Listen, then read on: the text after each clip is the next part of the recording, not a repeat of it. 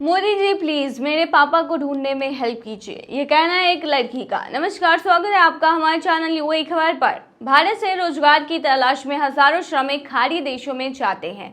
वहां मेहनत मजदूरी करके वो अपने परिवार का पालन पोषण करते हैं, लेकिन कई बार कुछ लोग धोखेबाज एजेंटों के चंगुल में फंस जाते हैं और अपने घर वापस बड़ी मुश्किल से लौट पाते हैं। ऐसा एक वाकया सामने आ रहा है जिसमें राजस्थान के झुंझुनू जिले का एक शख्स 2 साल पहले काम की तलाश में दुबई गया था, लेकिन कुछ दिनों बाद ही वे दुबई में कहीं गायब हो गए। पहले परिजनों ने अपने लेवल पर खूब तलाश की, लेकिन कुछ भी हाथ नहीं लगा। अब श्रमिक की बेटी ने पीएम मोदी से भावुक भरी अपील की है। दरअसल झुंझुनू के उदयपुर वाटी तहसील के मणकसास गांव के रहने वाले राकेश कुमार जहांगीर 2 साल पहले रोजगार की तलाश में दुबई गए थे, लेकिन 6 जुलाई 2023 के बाद उनकी कोई जानकारी परिवार को नहीं मिली। परिजनों ने ट्रैवल एजेंट पर आरोप लगाया और कहा कि राकेश को सीकर जिले के कटराथल निवासी ट्रैवल एजेंट हरिराम जागीर और बनवारी लाल जागीर ने धोखाधड़ी से दुबई भेजा।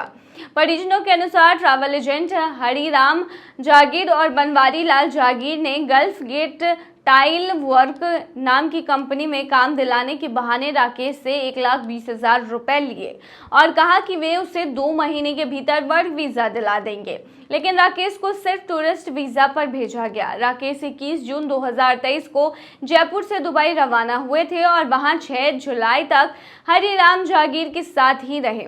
6 जुलाई को उनकी पत्नी मनोज से आखिरी बार बात हुई, इसके बाद से उनका कोई संपर्क नहीं हो सका है। लेकिन उससे पहले अगर आपने अभी तक रफ्तार ऐप को डाउनलोड नहीं किया है तो फटाफट कर लीजिए। बता दें कि डाउनलोड करने के लिए आपको ज़्यादा कुछ करने की ज़रूरत नहीं है। जाना है प्ले स्टोर पर, सर्च करना है रफ्तार ऐप, वहाँ पर आपको ऐप दिख जाएगा, आप उसे डाउनलोड कर सकते हैं। तो डाउनलोड ना।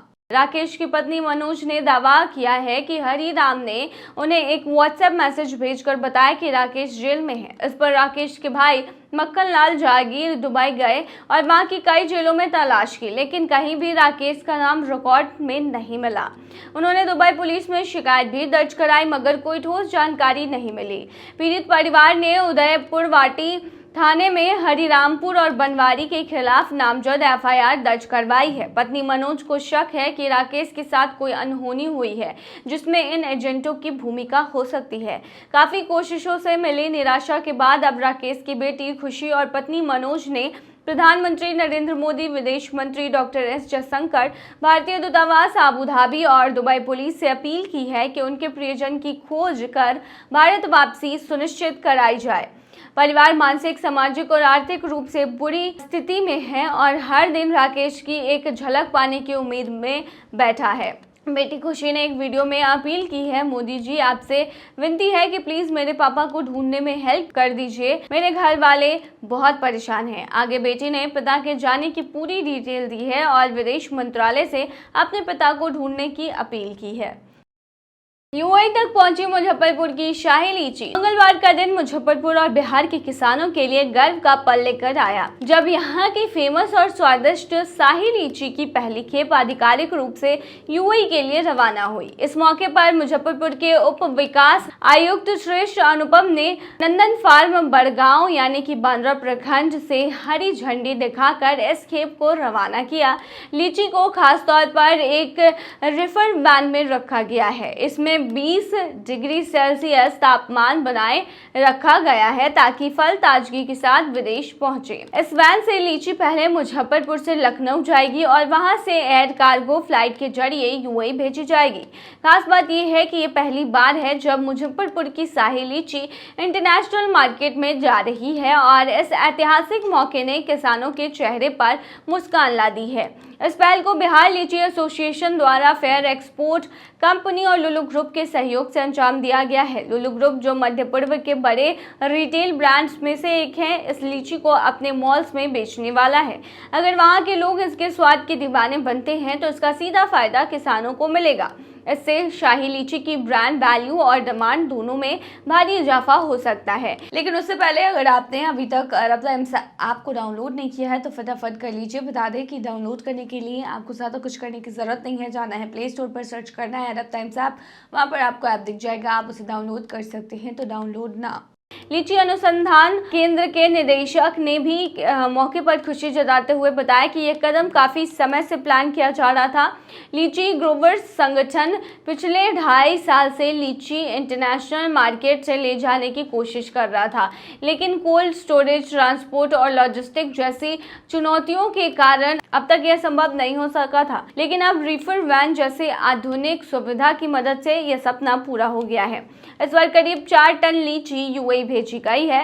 ये शुरुआत है, लेकिन उम्मीद जताई जा रही है कि अगर रिस्पांस अच्छा मिला तो अगली खेपों की संख्या दोगुनी या तिगुनी हो सकती है। यह पहल न सिर्फ मुजफ्फरपुर की शाही लीची को ग्लोबल ब्रांड बना सकती है, बल्कि इससे हजारों किसानों की आमदनी में भी बड़ा सुधार हो सकता है। आने वाले समय में भारत के दूसरे फलों की तरह अब शाही लीची भी दुनिया भर की दुकानों और डाइनिंग टेबल्स की शोभा बनेगी, और इसका श्रेय जाता है उन मेहनती किसानों को जिन्होंने अपने पसीने से इस मिठास को तैयार किया है।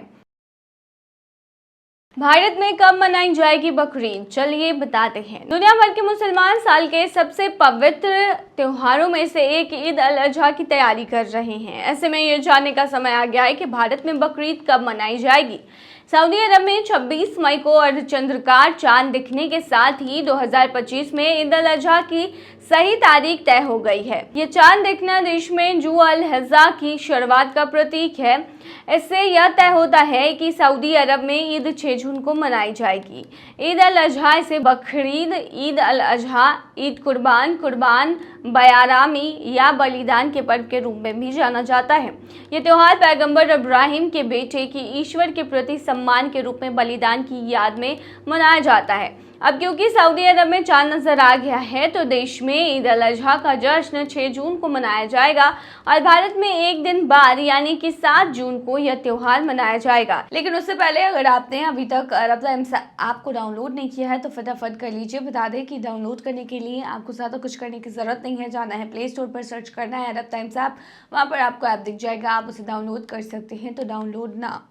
इसी तरह से पाकिस्तान में भी ईद अल अजहा शनिवार 7 जून को मनाई जाएगी। भारत और पाकिस्तान के अलावा मलेशिया और ब्रुनेई में भी बकरीद का त्योहार 7 जून को मनाया जाएगा, जबकि सबसे अधिक मुस्लिम आबादी वाले देश इंडोनेशिया में बकरा ईद 6 जून को मनाया जाएगा।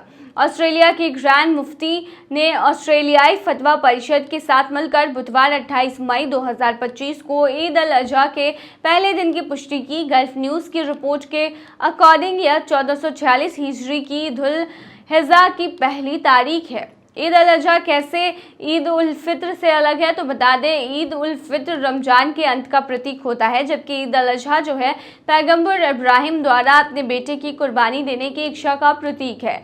कुर्बानी, पशु बलि ईद अल अजहा त्योहार का एक महत्वपूर्ण हिस्सा है। तो उम्मीद है आपको क्लियर हो गया हो। तो ये थी तमाम जानकारी। बने रहिए ऐसी तमाम खबरों के लिए यूएई खबर पर।